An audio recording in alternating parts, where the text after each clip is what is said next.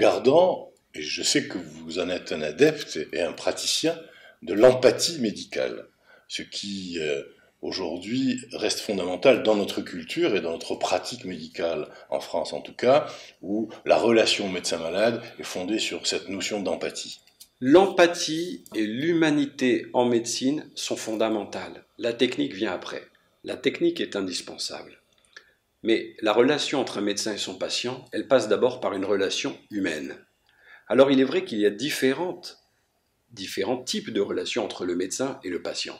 Vous avez une relation très anglo-saxonne, une relation informative, où le médecin va dire à son patient, vous avez 30% de risque de mourir, 25% de risque de vomir, et il va lui dérouler une liste de pourcentages, comme s'il était là uniquement pour lui donner cette information, et il était là pour autonomiser son patient, ce qui, dans le cadre de la pathologie cancéreuse, est très complexe.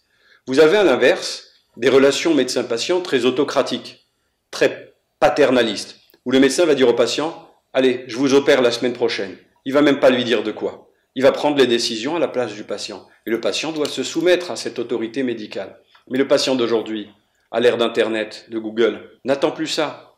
Et puis vous avez cette relation interprétative, d'accompagnement, latine, mais dans la discussion, qui va permettre un échange. Le médecin apporte de l'information à son patient. Le patient doit le comprendre ou pas, on doit répéter, il faut que l'information soit loyale et éclairée. Il faut laisser le temps au patient d'intégrer cela, de poser les questions, pour qu'on puisse arriver ensemble à établir un plan de traitement personnalisé.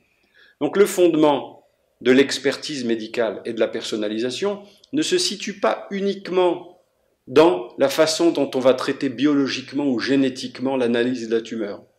C'est d'abord et tout d'abord dans la relation médecin-patient qu'on va trouver l'épanouissement d'une relation de traitement qui doit se faire dans la durée, puisqu'on rappelle qu'aujourd'hui, on va chroniciser le cancer, souvent le guérir, et parfois le rendre comme une maladie chronique, comme un diabète avec lequel on va vivre pendant des vingtaines, trentaines, quarantaines d'années.